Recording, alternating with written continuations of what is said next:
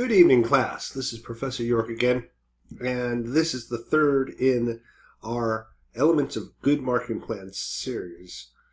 And the focus tonight will be on strategy. And if there is one video series that you spend time with that will make a difference in your career as a marketer, this is the one.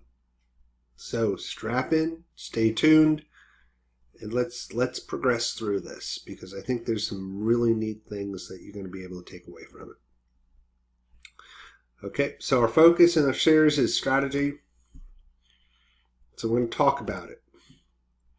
And our blueprint is going to be, first we're going to start with some misconceptions. We'll get into some definitions and different takes on strategy.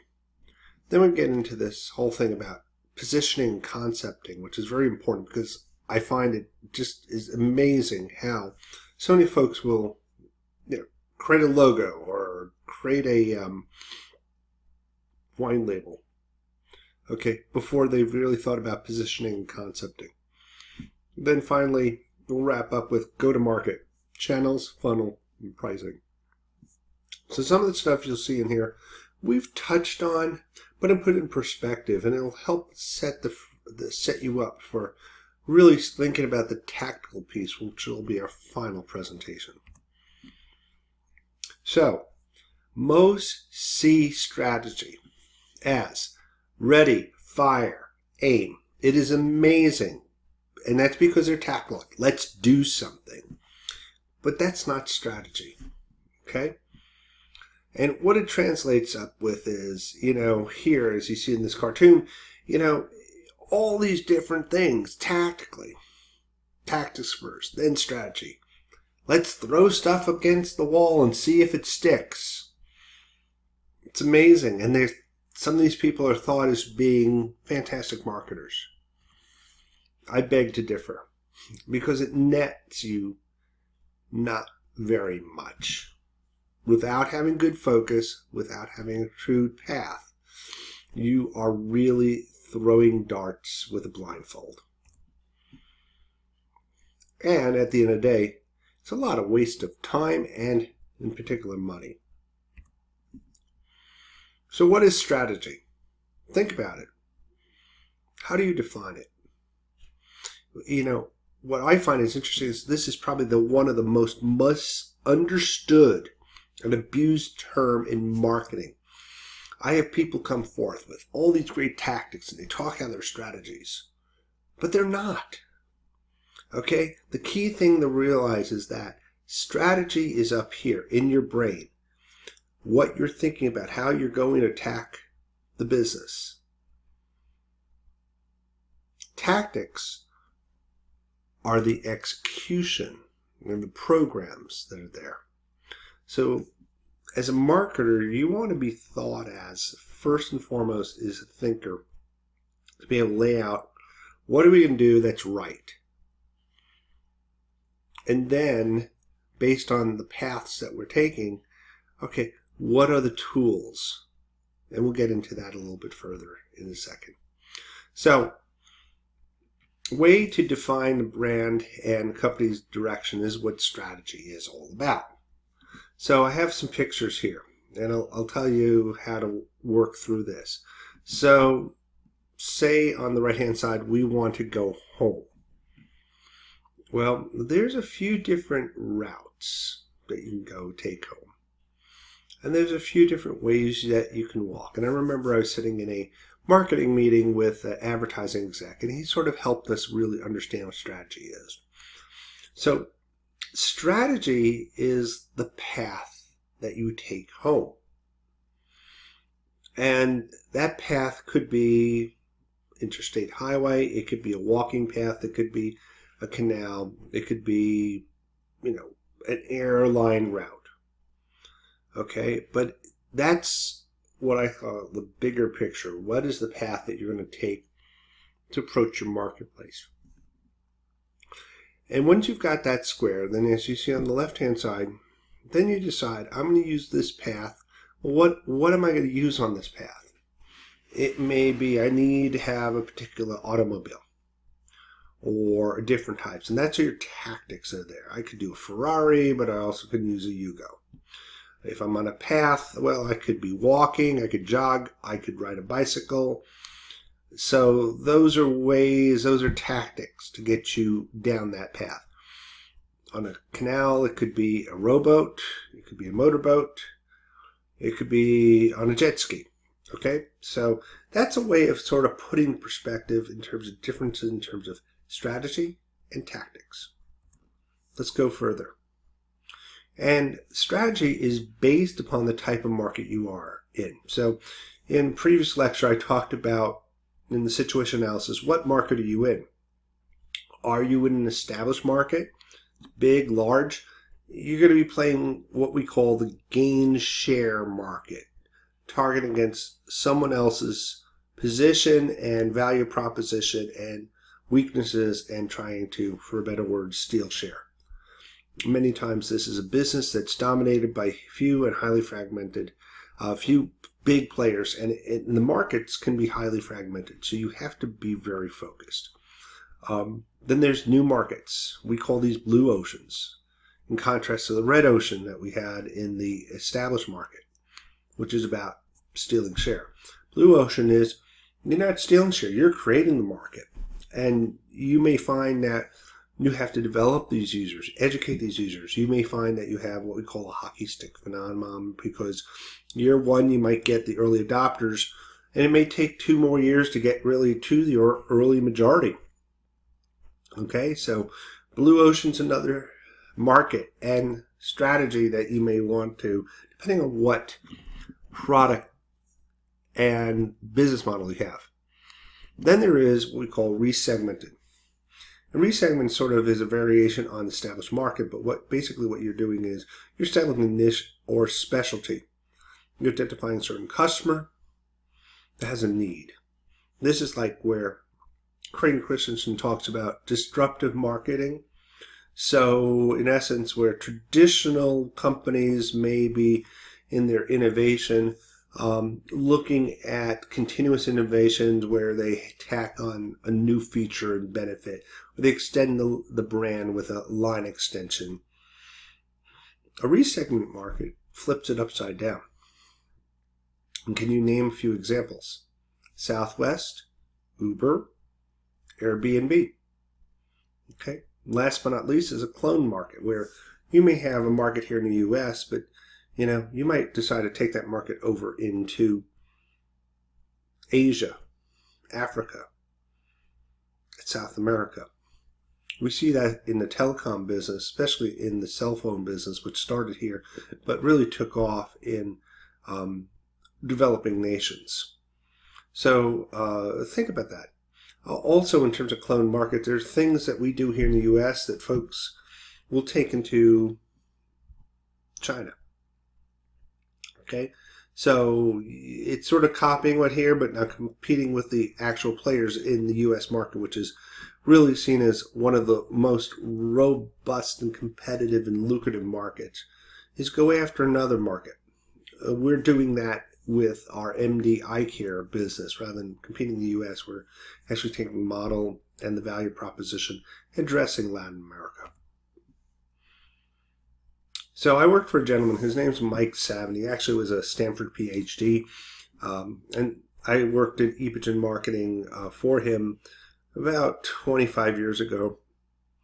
And I liked his initial take on strategy. Very simple. You're either growing the business or you're defending the business. So that's one way. Another way of taking on look is in Sun Tzu's Art of War. Sun Tzu, it's an unbelievable book because it talks about how that you make war, and a lot of it is strategic. And it may be in terms of how you plan, what energy, looking for weak points, how you maneuver, how you move the army, what terrain, the use of spies, So there's a variety of things. So Sun Tzu gives you some perspective here that is valuable in the art of war, but business in many ways it can be looked at as another battlefield. Now, Michael Porter is probably one of the great minds when we think about strategy. And he's written several great pieces that individuals have looked at and have cited and used relative to what is strategy, positioning, segmentation, are among a few. But I think one of the things I come back to in terms of from what is strategy is, Porter sort of breaks it down simple as that. You're either going to win on differentiation, having something that's unique that is in your business model, that you own, that you're the best in the world at, or you're what we call the hedgehog, and that's something that is in Good to Great that Jim Collins talks about, or you're going to win on cost.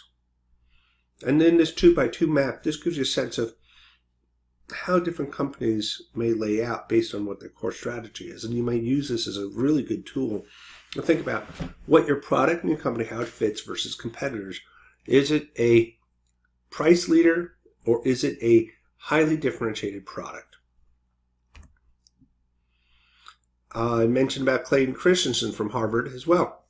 And he is the father of disruptive innovation. And really, as you look at this, you go, what is this? Well, there's sustaining innovations, which are continuous innovations, like the iPhone 7. And then, as I talked about beforehand, there are these disruptive innovations, which really change the market, open up market to customers who may not have considered getting into the market because of price issues. Airbnb, Uber are classic examples of disruptive innovations. Southwest Airline is another one as well. So we've talked about a little bit about philosophy and perspectives and take. Let's get into a little more nuts and bolts here. Let's talk about product positioning concepting. They're very, very important because I already am seeing in some of the teams how some of the clients are like moving towards, here's the execution. Time out.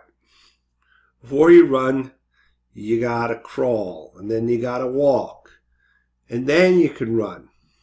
So let's look at this. Oh, back to Porter. Well, first and foremost, what's your position in the marketplace? The positioning is key. And here's an example with a business plan that we pulled, and it's in your materials, which was the Kitsila business plan. But if you look at how Genentech did relative to the positioning of their portfolio of products in breast cancer for the HER2 indication, because these were specific to HER2 phenotypes, is there are certain segments. And so what they did was they positioned various products in their portfolio. Herceptin as adjuvant, which is in early stage. And then for naive or first-time patients who have metastatic disease, that means disease that's spread to beyond the breast. And so Herceptin played in that space, but they had a new product called Perjeta that they want to actually own that position. And then the product that we were working on, which was basically a multimodal product which combined, I call it smart bomb technology, but basically a HER2 monoclonal antibody tied to a drug, and they saw that and positioned it to recurrent disease. So that's very important, especially with multiple products in your portfolio. Let's use another example. Wine positioning. I love this because wine is so fragmented. But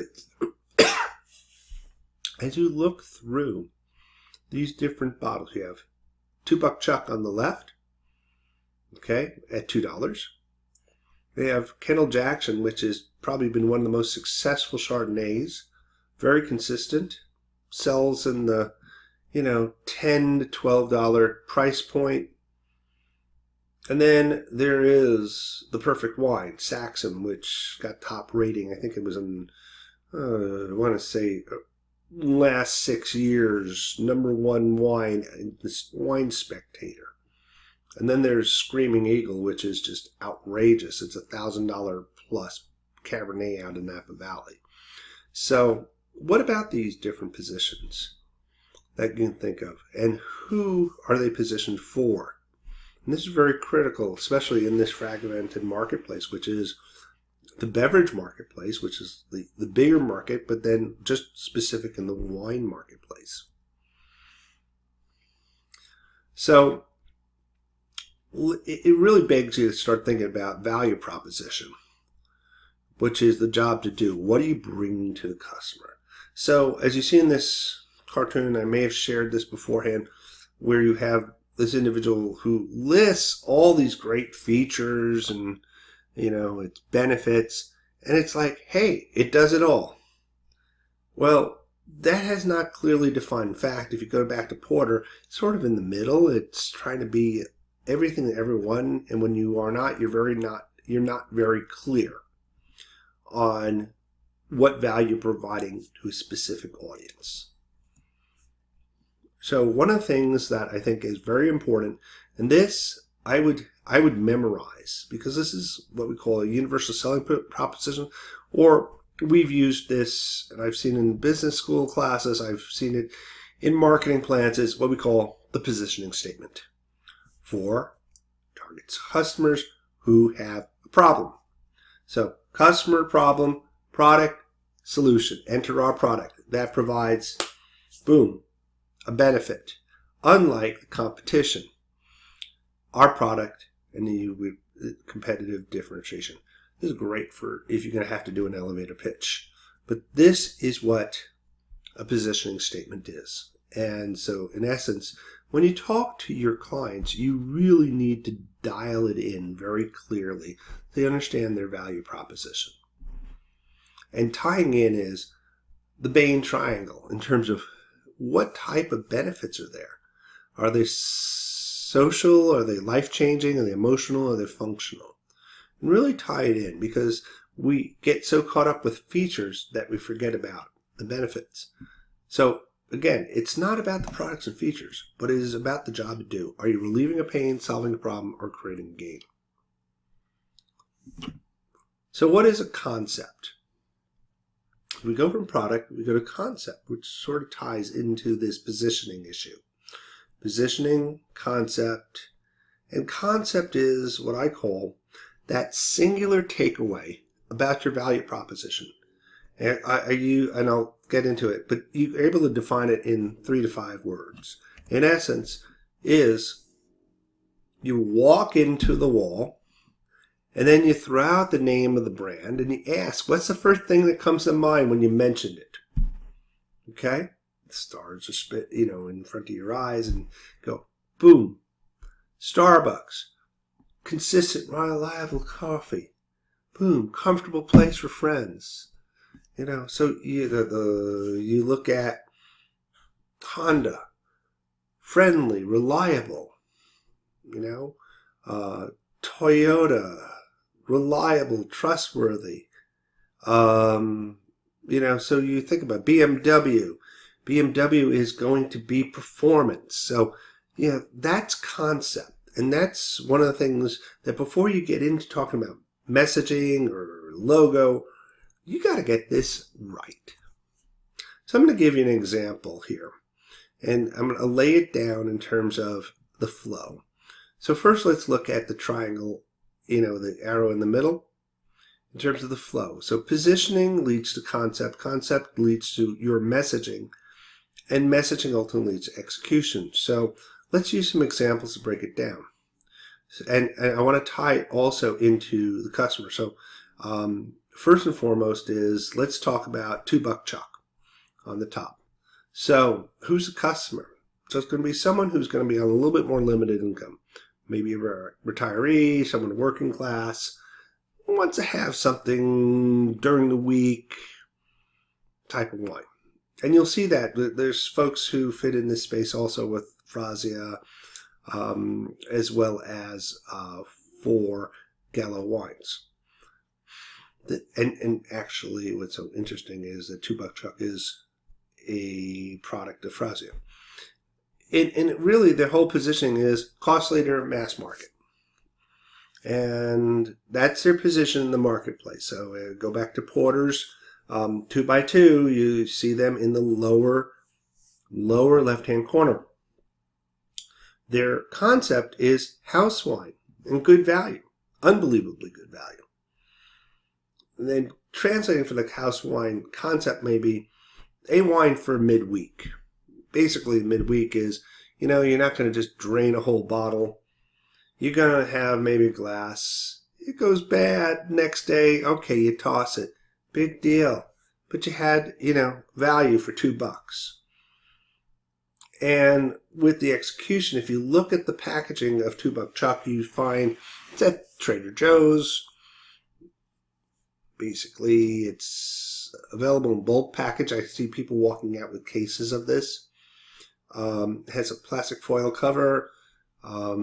You will find a rubber cork or screw cap. So your packaging and your label is simpler. Your packaging is not over sophisticated. Okay? You're not going to spend a ton of money. Remember, for $2, and some products just for packaging alone could be $350 for certain wines.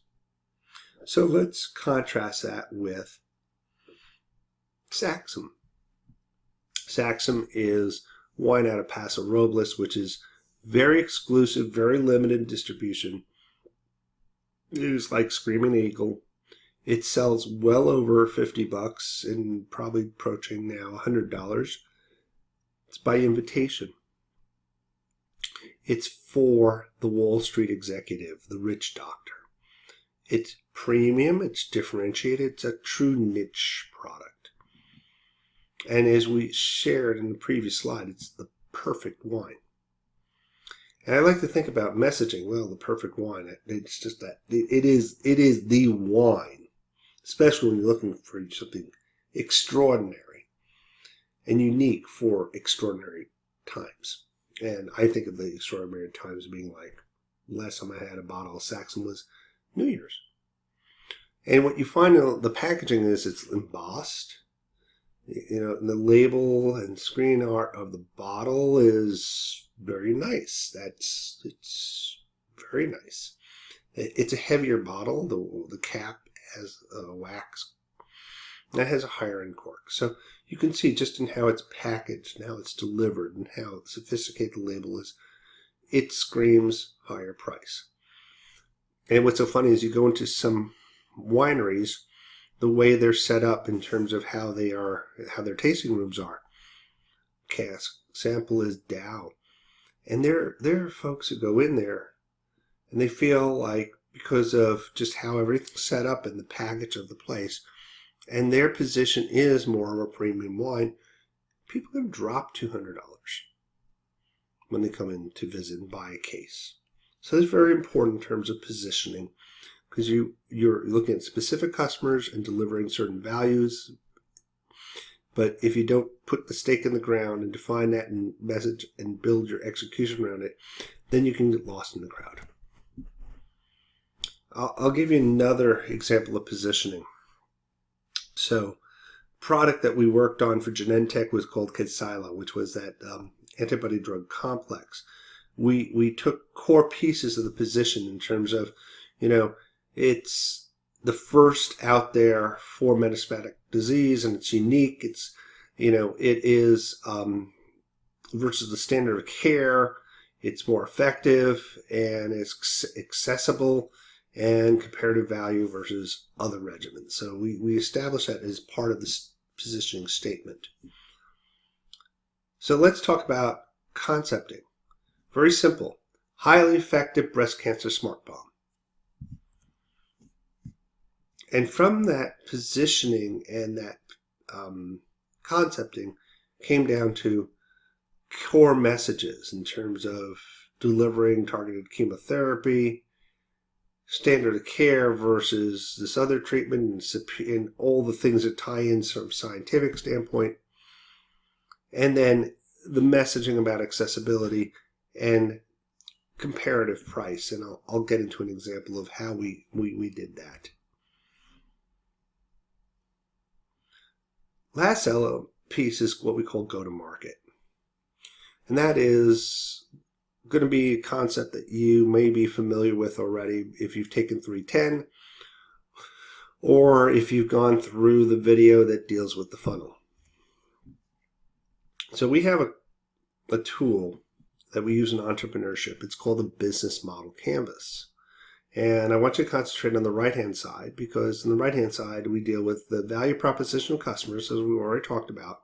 But there are 3 other pieces on that right-hand side that comprise what we call the value side of the canvas.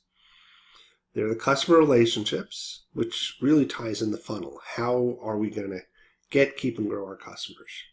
And then there's the channels. How do we get product to the customer?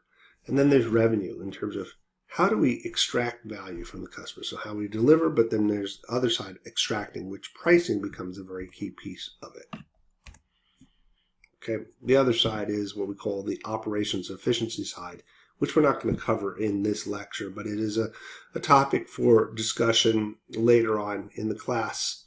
Or if you take my business 310, you'll learn a lot more about that, because that's the stuff that you have to do to be able to execute your value side. So we have a concept here. We talk about push and pull. So for many products, particularly physical products, have to move through a channel, wholesaler, or retailer. We call this push or load. Okay, especially if you get into large mass market products. Wine can be there unless you are a boutique or a niche product. And so you probably heard from some of your customers how they just want to sell direct, because there's a cost to loading to be able to move the volume product. But the strategy is different. You're building a national brand. You're willing to give up some margin there because you're going to build something that's bigger. Larger revenues will come from volume. And at the end of the day, as some companies do, Han being one example in the wine business, where they build up a certain volume and label and recognition nationally, and they sell the brand to one of the big companies like Constellation, $60 million. So it's a different value strategy that's there. So that gets to push. But then with push, there is pull. And that's what we typically think of marketing as, all the advertising and activities with the end users and consumers to pull the product through and purchase. So there's a variety of what we call channel strategy. So let's focus on the push side. And we have the direct, which is a lot of small boutique wineries want to do, which they can do physical or they can do digital. Or they can do indirect, which is physical or digital. Okay? And if it's physical, it's going through wholesalers and retailers. If it's digital, it's the App Store, it's Amazon. Now let's segue from the channel to the customer relationships, which realistically involve the funnel. And we've talked about the funnel, which involve 3 key pieces. 1, you get them. 2, you keep them. And 3, you grow them. And getting is very, very critical. And a lot of the tactics that we think about and a lot of things we hear from clients is all about just getting customers. Creating awareness to get them into the funnel, gaining their interest so that they want to build that relationship, maybe visit the tasting room, consideration with their tastings that they do, maybe buy a bottle or 2, purchase where they become a member of a wine club. And with good feedback to others, they bring more people into that funnel. The keep is, how do you keep once you have a customer to maximize the lifetime value? And then growing is, how do you tack on or change that value proposition, either unbundling, upselling, cross-selling, getting referrals to really expand and maximize that lifetime value. And also, involves a direction. And this is very important. Why I threw this in here was your strategy may be inbound or it may be outbound. And this is very critical because we hear this and it's bantered about. But inbound, think of it as being the magnet. That means you've got to create content on your website, in your blogs, in your Facebook, in your Pinterest, what you're posting, in your YouTubes to draw people in. Okay, and many times this is earned, this is free. The outbound is where you put together a TV campaign or a print campaign or radio campaign, and you're actually purchasing some things where you're reaching out with a specific message, which you see with more traditional media that's there. So these are some things to think about. And the new world is about inbound, creating a community of customers that visit you on a regular basis. And maybe they're not buying today, but they become part of that community. And a lot of people will build that community over a year or two, and then they will monetize it. So let's talk about pricing. We already talked a little bit about in the 4 Ps lecture around in terms of moving from a commodity to a good to service delivery, such as in the cake baking example, to staging experience, what we would see in, say, Chuck E. Cheese for the birthday, to guiding transformation, which we're having a birthday party over at Disney World. And as we move in terms of relevant to the need of the customers and the emotional component, what happens is that you create a much more differentiated position in the customer's mind. But also as you're creating a much more differentiated product from that core product that we talked about in the 4 Ps. So with that becomes a very important piece that marketing plays in terms of the more you can effectively differentiate your product and your experience, the more you can be able to ask for a more premium price. Classic example is with Apple. BMW is another one. Mercedes is another one. Okay, so that's just some brands right there that are able to command premium price because of their experience. Actually, I hate to say it, but Disneyland, Disney World, because they're getting pretty expensive if you've been there lately. I think a day pass is well over $100 a day. But it also, pricing involves a revenue model. And I go back to my entrepreneurship class and I think about the different ways that you can make money. So as you build your pricing strategy, you need to think about, how am I going to make money? Is it just selling the asset? Is it a usage fee or a fee for service? Is it a subscription? Or am I renting the property? Am I licensing the property? So I'm getting, as you can see in these 3 examples here, recurring revenue. They don't own the asset, but they're using it, and they pay what we call a usage fee. If you sell a property, you might pay a brokerage fee, such as in real estate. Or in advertising, which we see particularly with this 2-sided, multi-sided marketplace, advertising pays for their visibility. Google AdWords, classic example, but just ads in newspaper, ads on TVs.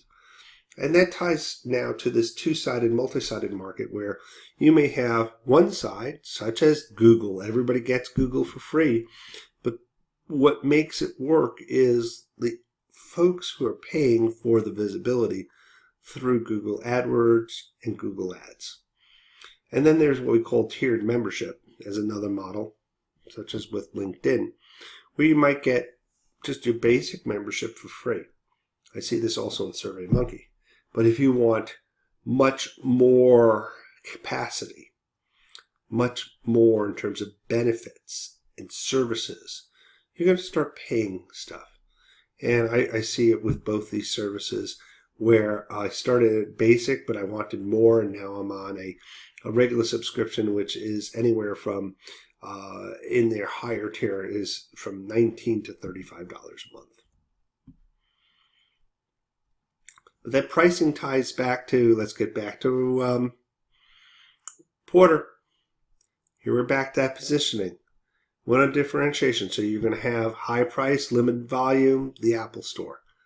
You're going to win on cost, low price, mass market, Walmart. Another concept we have to think about is what we call price to value. And this is something I picked up in business school with one of our professors, an expert on pricing. His name is Rockney Walters. And what he did was he called what we call a weighted value-based model. And I won't go into details of it, but we did actually use it for that Progetta, that Kitzila business plan. What we did was we looked at value that was created. And the value that we found in the metastatic disease was survival. So we were going to plot that out on the x-axis. And then what we did was we looked at the estimated monthly wholesale acquisition costs, and we did a scattergram, and we regressed the data. And what we found was the products that fell below the grassed line were good values, and those that were above were not. So this may be a good way of being able to position or even determine your price based on the value you bring. And that's why differentiation is so important. So there's a variety of pricing strategies. You could sell just the individual unit. You do two-part, such as with Costco. You get a membership fee and then you go in. And Costco does it even better because what they do is they stick you with a bulk. You can't just buy one unit, you have to buy a 6-pack. Okay? I know Albertsons does that with wine now, and hey, you could buy the individual bottle, but if you want a 30% break on your wine, then you buy a 6-pack, which gets to volume-based pricing. And then there's loyalty-based, which is club pricing, which is, the wine clubs in terms of, you're buying a certain volume commitment to the year, but also loyalty. And some of the wine clubs they'll give you extended discounts based on the number of years that you've been part of the wine club. And then there's uncoupling, which is where you're breaking up different components that are there.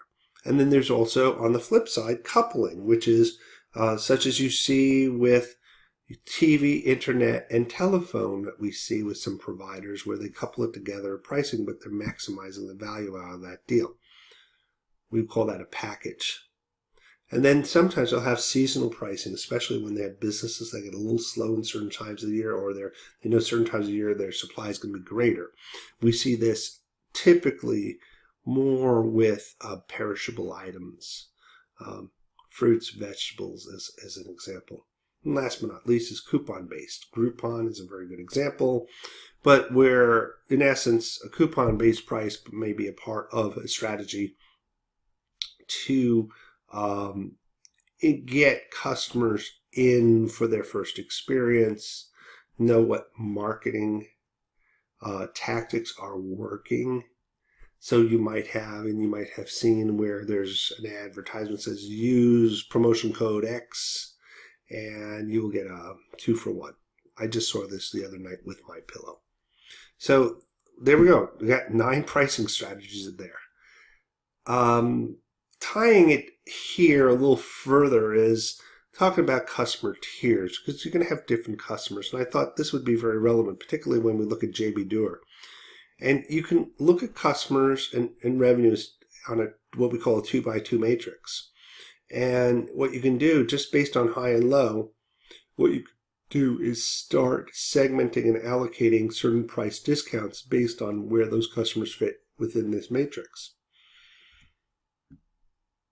You can drill it down a little bit further into subsections from that 2x2 and have specific other tiers based on other criteria as well, so that you have specific criteria that allows for a customer to qualify for that pricing benefit.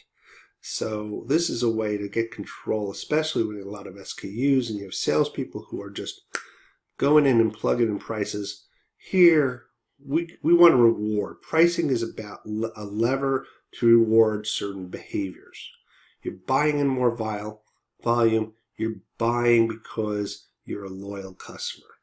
And that's what you want to be able to encourage and rely on.